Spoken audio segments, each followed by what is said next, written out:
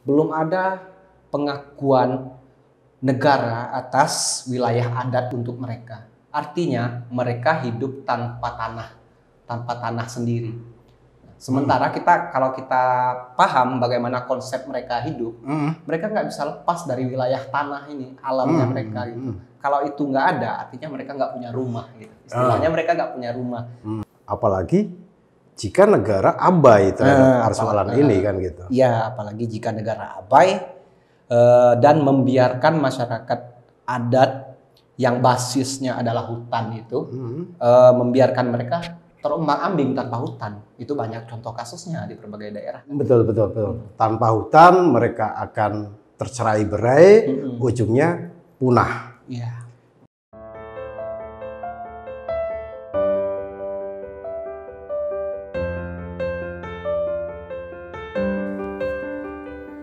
Kenapa sih kita perlu mempercakapkan nasib masyarakat adat? Apa yang membuat topik ini jadi penting? Secara keadaan mereka saat ini memang pada kenyataannya menurutku sih perlu dibicarakan, Bang. Kenapa perlu? Mereka sangat bergantung kepada hutan, tapi keadaan hutan itu saat ini bagi sebagian masyarakat adat itu sudah mulai hilang. Nah, ketika hutan hilang, mereka kehilangan kehidupan.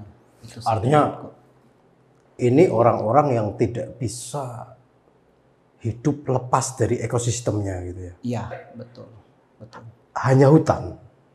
Ada yang lain? Selain hutan sebagai sumber hidup, tentunya juga adat. Itu saling terkait, hutan dan adat. Kalau ketika misalnya mereka kehilangan hutan, nggak ada hutan lagi, adat mereka juga nggak punya basis berpijak. Karena adat mereka itu dalam ritual-ritual mereka menyertakan hutan, menyertakan alam lah istilahnya, baik bentuknya sungai, laut, dan rimba raya itu. Artinya keberadaan unsur-unsur alam ini, hutan, sungai, laut, itu menyatu dengan kehidupan sehari-hari mereka, dengan nilai-nilai yang mereka yakini juga ya. Iya, betul. Berapa banyak masyarakat ada di Indonesia ini yang masih bertahan dengan nilai-nilai itu? Untuk data, ini mungkin aku coba merujuk data yang pernah dikumpulkan oleh organisasi yang mengadvokasi masyarakat adat ini. Jumlahnya itu sekarang kurang lebih 50 juta atau 52 juta. 50 sampai 52 juta ya. Itu sebarannya di seluruh Indonesia. Mulai dari Sumatera, Jawa, Kalimantan, Sulawesi sampai Papua. Oh, di Jawa masih ada juga? Di Jawa masih ada. Di mana itu? Di Pulau Jawa maksudnya. Iya, di Pulau Jawa. Contohnya di Banten yang masyarakat Baduy. Oh, Baduy ya. Baduy. Ya. Ini kan terus dilematis ya ketika mereka harus hidup dengan hutan, sementara hutan-hutan ini juga di mana-mana terancam kan. Iya. Ada unsur-unsur dari pemilik modal misalnya yang ingin menguasai hutan itu. Kan semestinya negara melindungi itu kan. Kalau semestinya iya, Bang. Tapi pada kenyataannya sampai sejauh ini masih banyak masyarakat adat di berbagai daerah yang belum mendapatkan hak mereka diakui atau difasilitasi atau dilindungi oleh negara. Hak itu dalam bentuk pengakuan atas wilayah adat. Masih banyak yang belum mendapatkan itu. Contohnya?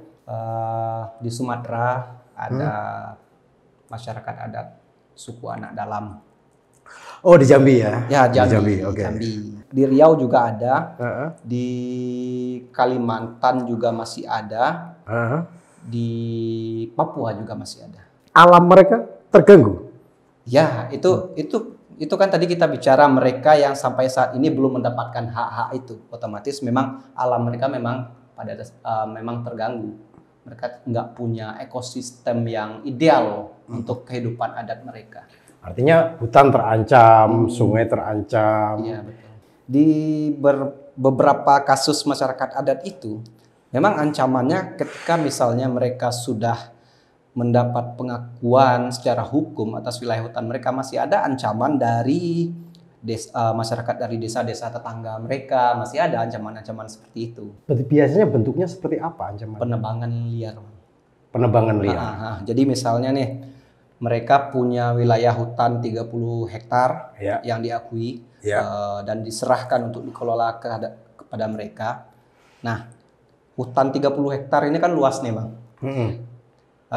Mereka tidak sepenuhnya bisa memantau terus-menerus aktivitas di hutan tersebut. Sementara di batas hutan itu ada desa masyarakat yang bukan masyarakat adatnya mereka. Kayu-kayu di hutannya yang hutan adat mereka tersebut tanpa sepengetahuan mereka ditebang oleh masyarakat adat di sekeliling tetangga mereka gitu. Oleh pembalak-pembalak liar gitu ya. Pembalak liar gitu. Mereka memerlukan kehadiran negara itu dalam bentuk pengakuan. Itu yang terutama, pengakuan atas wilayah adat mereka. Di luar itu, di luar hal pengakuan, mereka udah punya hukum sendiri, hukum tradisional ya gitu. Bukan berarti ini menentang hukum negara, tapi hukum tradisional sendiri, aturan tata sosial sendiri gitu. Nah, kalau kulihat ya memang kebutuhan mereka terhadap negara adalah pengakuan itu tadi. Kalau misalnya tidak diakui, hutan mereka bisa saja di kemudian hari, misalnya hari ini masih bagus, di kemudian hari hutan mereka bisa saja jadi kawasan industri. Toh mereka nggak punya hak secara hukum untuk tanah tersebut. Dan tentu kalah kekuatan biasanya. Nah, ketika sudah seperti itu ya memang mereka kurang kekuatan kan gitu. Kamu punya contoh kasus nggak? Bagaimana perseteruan antara masyarakat adat ini dengan pemodal misalnya? Di daerah mana tuh? Di Kalimantan ya Bang ya. Ada masyarakat adat namanya Dayak Sungai Uti. Itu di Kalimantan Barat. Mereka ini memiliki sejarah konflik yang panjang dengan gerakan-gerakan investasi di sekitar wilayah mereka itu. Itu semenjak tahun 70-an banyak perusahaan-perusahaan yang mencoba melobi-lobi masyarakat setempat untuk menjual lahan-lahan yang mereka miliki. Nah, kepada perusahaan tersebut. Yang kedua itu negara kadang memfasilitasi dengan memberi izin untuk penggunaan lahan pada industri-industri. Dalam hal ini pemerintah daerah ya? Ya, dalam hal ini pemerintah daerah sebagai perpanjangan tangan pemerintah pusat kan gitu. Usaha-usaha seperti itu bagusnya, untungnya sampai sekarang berhasil digagalkan oleh mereka dengan berbagai cara, dengan berbagai advokasi. Dan memang mereka juga didampingi oleh pegiat-pegiat yang memerhatikan isu-isu lingkungan juga. Jadi memang secara hukum mereka juga ada yang membantu juga. Akhirnya mungkin itu yang membuat gerakan mereka cukup solid. Dan sampai hari ini wilayah adat, hutan adat mereka itu masih terjaga, masih bagus, dan baru-baru ini di-SK-kan sebagai wilayah hutan adat masyarakat Sungai Uti gitu. Nah, ketika sudah di-SK-kan, artinya posisi mereka sekarang jauh sudah lebih aman sih. Itu satu kasus ya, satu kasus. Tentunya di banyak tempat lain tidak sekuat mereka tuh dalam mempertahankan hutan adatnya. Yang tadi kuceritakan adalah ya memang kecil sekali contoh kasus, sangat sedikit gitu.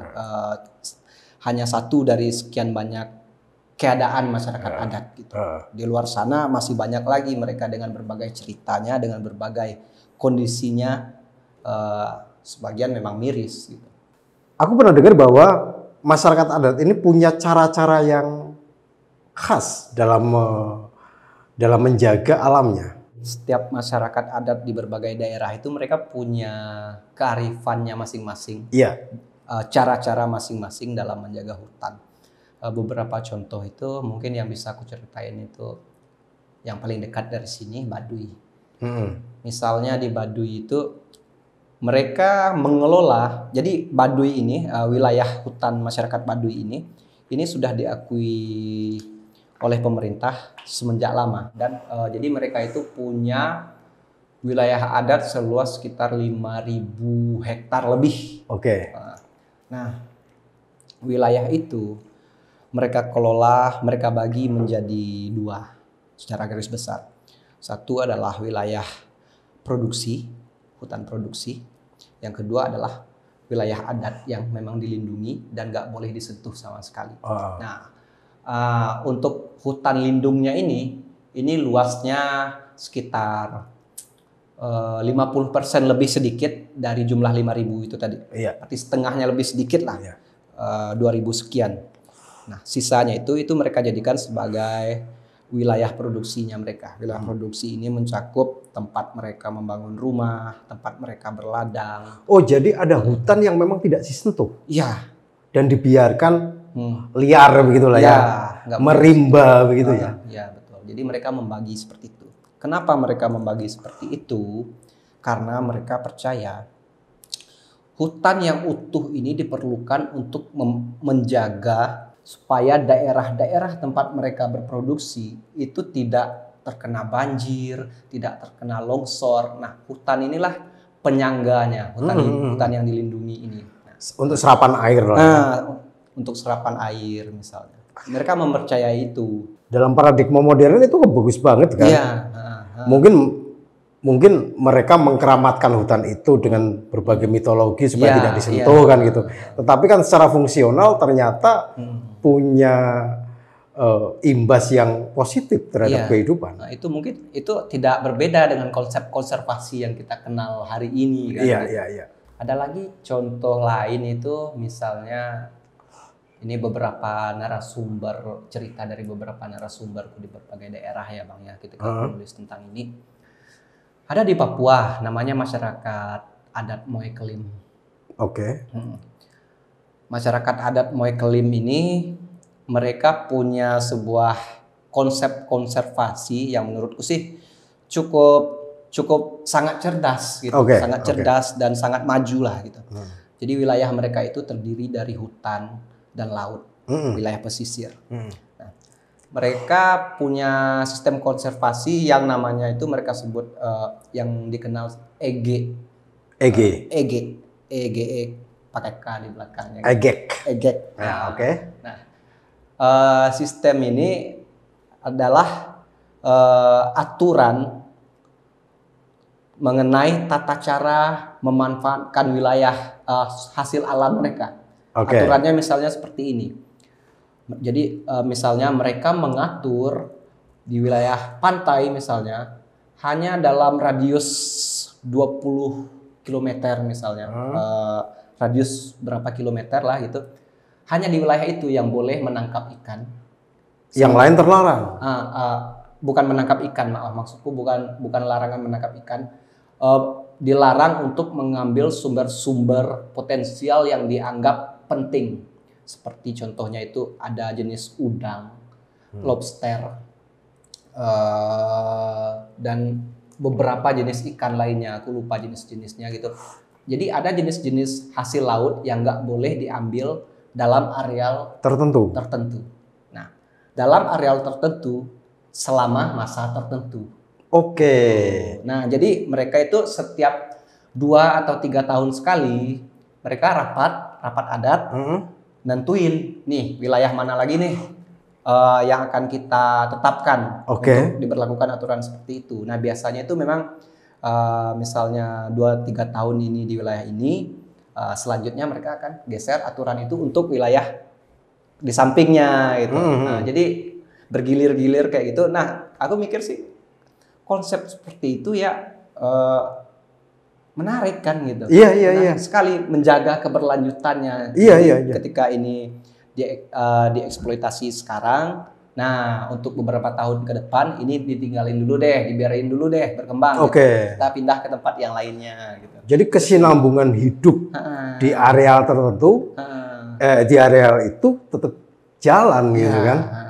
Tidak menghabiskan sumber daya pada satu waktu. Ya betul.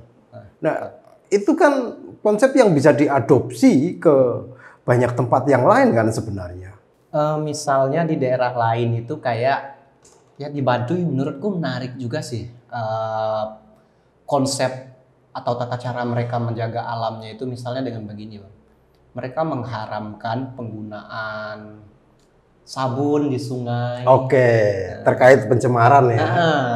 Ketika sabun digunakan di sungai itu dianggap melanggar adat Gitu. Nah, mereka melekatkan ke adat. Gitu. Nah, kalau membawa sabun lalu mandi di sungai itu melanggar adat bagi mereka. Nah, walaupun mereka membahasakannya melanggar adat, tapi kalau dalam sudut pandang kita dari luar, kita menyebutnya, oh ini melindungi sungai. Iya. Nah, gitu. Cara pandang modern terhadap perilaku itu. Iya. Nah, ini kan menarik kan, artinya kenapa sih kita perlu menjaga keberlangsungan hidup masyarakat adat itu, di samping karena mereka sangat cerdas dalam menjaga alam, mereka juga punya metode-metode yang jelas. Iya, kan gitu. Sebenarnya mereka punya metode yang keren sih menurutku gitu. Dan itu bisa ditularkan ke masyarakat lain saat alam kita ini semakin hari semakin rusak. Bisa, sangat bisa, Bang, gitu. Tapi kan pada kenyataannya masyarakat yang memiliki cara pandang dan cara hidup yang sekhas itu justru makin terpojok. Iya, betul. Banyak yang terpojok gitu. Kalau tadi kita bicara Baduy, mereka punya cara seperti itu dan mereka udah punya pengakuan atas hutan mereka pun dari narasi yang lain mereka juga tergolong terpojok karena hutan kan terbatas, Bang. Tadi kan aku bilang cuma 5.000 hektar. Sementara mereka bertumbuh terus setiap tahun jumlah masyarakatnya. Populasinya nambah. Nah, itu juga salah satu yang akan membuat mereka terpojok ke depannya gitu. Karena hutan terbatas kan. Apalagi jika negara abai terhadap persoalan ini kan gitu. Iya, apalagi jika negara abai dan membiarkan masyarakat adat yang basisnya adalah hutan itu membiarkan mereka terombang-ambing tanpa hutan. Itu banyak contoh kasusnya di berbagai daerah. Betul. Tanpa hutan mereka akan tercerai-berai, ujungnya punah. Iya. Setidaknya ada sekitar 5 masyarakat adat yang terancam punah saat ini. Yaitu punah dalam artian ekosistemnya lenyap ya. Ekosistemnya lenyap dan masyarakat adat dengan nama itu terancam nggak ada lagi gitu. Nilai-nilai mereka hilang gitu ya. Ada beberapa, itu salah satunya tadi itu yang udah kita bicarain tadi yang di Jambi itu satu, lalu kemudian di Riau. Di Riau ada namanya masyarakat adat Sakai. Konfliknya hampir-hampir mirip dengan masyarakat suku anak dalam di Jambi gitu. Konfliknya antara masyarakat dengan desakan industri, modernisasi yang membutuhkan hutan untuk industri mereka. Gitu. Nah itu masyarakat Sakai di Riau, kondisinya juga memprihatinkan. Lalu ada masyarakat adat Talang Mama di Riau juga. Nah masih berdekat-dekatan dengan Sakai ini tadi, kondisinya hampir sama. Lalu masyarakat adat Muara Tai ini di Kalimantan Timur itu juga terancam dalam artian belum ada pengakuan negara atas wilayah adat untuk mereka. Artinya mereka hidup tanpa tanah sendiri. Sementara kalau kita paham bagaimana konsep mereka hidup, mereka nggak bisa lepas dari wilayah tanah ini, alamnya mereka gitu. Kalau itu nggak ada, artinya mereka nggak punya rumah. Gitu. Istilahnya mereka nggak punya rumah. Apa kerugian negara apabila mereka punah? Mungkin problematis ya, dan akan beragam jawaban orang untuk menjawab ini. Gitu. Tapi kalau aku pribadi sih menilainya gitu, paling tidak ini adalah bentuk kekayaan kita di Indonesia dalam hal mengelola hidup, mengelola alam. Gitu. Ini salah satu contoh kekayaan kita gitu. Nah, ketika ini punah, artinya kekayaan kita itu hilang gitu. Kalau 1-2 punah dan kemudian negara semakin tidak memperhatikan gitu. Sekarang misalnya 1-2, bisa saja besok ratusan yang punah gitu. Nah, komunitas masyarakat adat di Indonesia ini ada ribuan loh Bang gitu. Sekarang ini masih ada ribuan. Gitu. Nah, kalau satu persatu punah itu mungkin beberapa puluh tahun ke depan itu punah semuanya kan. Itu kita hilang kekayaan dalam hal itu tadi. Bisa nggak disebut masyarakat adat ini adalah garda paling penting, garda terpenting dalam penjagaan kelestarian alam? Ya aku sih nyebutnya itu. Mereka Artinya paling kalau depan. ini punah, kita pertahanan yang andal ini hilang dong, kan gitu. Karena ketika mereka menjaga alam, bukan sekedar dengan jargon, bukan sekedar dengan pengetahuan klise seperti yang kita miliki kan gitu. Mereka menjaga alam dengan nilai yang sangat sakral bagi mereka kan gitu. Iya, dengan kepercayaan. Iya. Artinya kalau negara membiarkan ini sama saja membiarkan benteng pertahanan kelestarian alam itu hilang. Iya. Sampai sejauh ini apa yang sudah dilakukan negara terhadap kelangsungan hidup masyarakat adat itu? Sejauh ini sih yang paling nyata itu kan memang negara mengakui lewat hukum hak masyarakat adat ini untuk wilayah hutan mereka. Jadi adalah masyarakat adat di berbagai daerah yang sudah diakui keberadaan hutannya, luasnya sekian, itu tercatat di SK-kan oleh Kementerian Lingkungan Hidup kan gitu Bang. Nah, menurutku sejauh ini yang paling mencolok yang sudah dilakukan negara yaitu Bang, mengakomodasi pengakuan untuk hutan mereka. Meskipun belum semuanya. Meskipun belum semuanya. Karena peperangannya barangkali dengan pemodal ya. Ya, masalahnya pasti kompleks gitu.